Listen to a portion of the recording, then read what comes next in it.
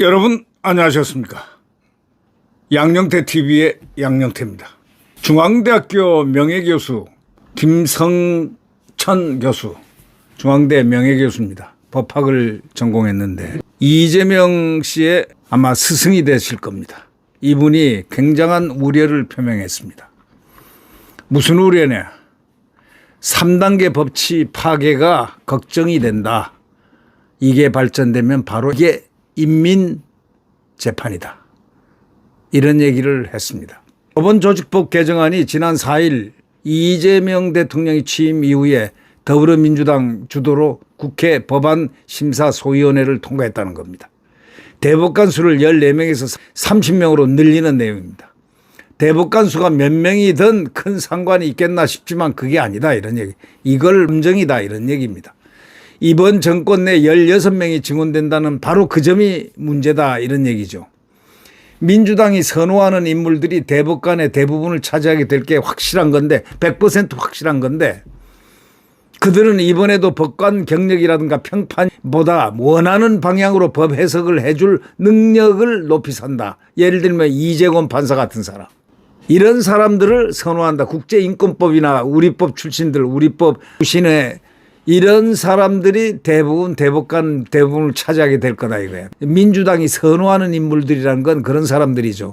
법관 경력이라든가 평판보다 원하는 방향으로 법 해석을 해줄 수 있는 능력을 높이 산다 이거죠. 다들 궤변이라고 황당함을 토로했지만 이재명에 대한 공직선거법 위반 사건에 무죄를 선고했던 판사들의 앞선 판단이 놀라울 뿐입니다.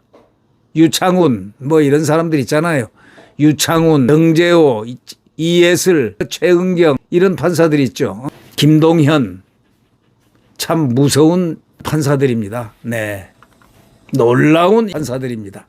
그래 다들 궤변이라고 황당함을 토했지만 이 대통령에 대한 공직선거법 위반 사건에 무죄를 선고한 이런 사람들, 이런 판사들이 놀라운 판단에 아주 국민들이 깜짝 놀랄 수밖에 없다 이런 얘기입니다. 김성천 교수는 이렇게 얘기합니다. 헌법재판소 재판관도 2명도 이재명이가 임명하게 되는데 그래도 재판관 성향을 보면 헌재가 완전히 그들 원하는 대로만 답을 내주지 않을 가능성도 있다. 이거를 우려한 민주당은 헌법재판소법 개정안도 발의를 했습니다.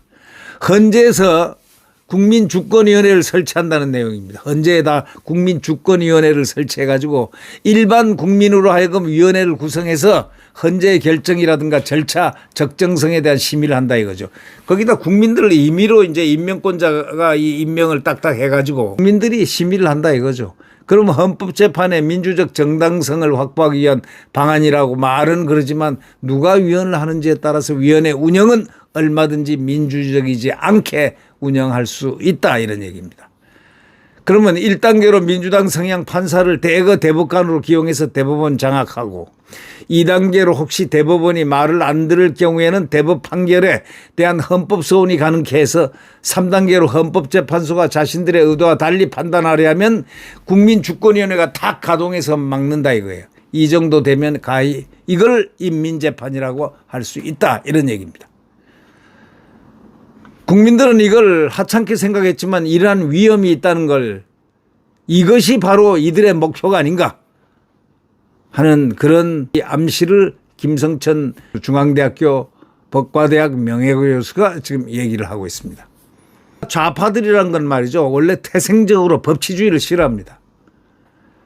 선출된 권력이 임명된 권력인 사법기관을 통제해야 한다는 말은 한두 번 한 게 아닙니다. 그것이 바로 민주적 통제라나 그들이 생각하는 민주주의는 국민의 대표로 선출된 인사가 제 마음대로 하는 모든 결정 지금까지 민주당이 해왔던 방식 바로 그것인 타다고 이 김성천 교수는 매우 비판하고 있습니다.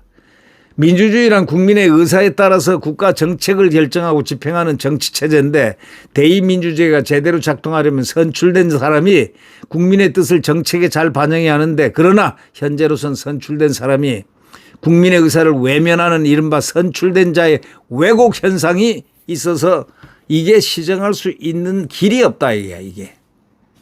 선출될 때만 절하고 90도 절하고 땅바닥에 엎드리고 하다가 하고 나면 어깨에 힘들어가고 목에 힘들어가고 아주 표변한다 이런 얘기죠. 네.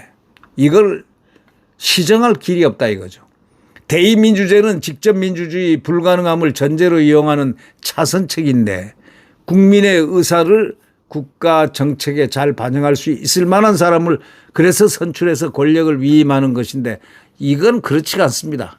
이 뽑힌 사람들 한번 보세요. 모 당의 모 국회의원들 한번 생태계를 한번 살펴보십시오.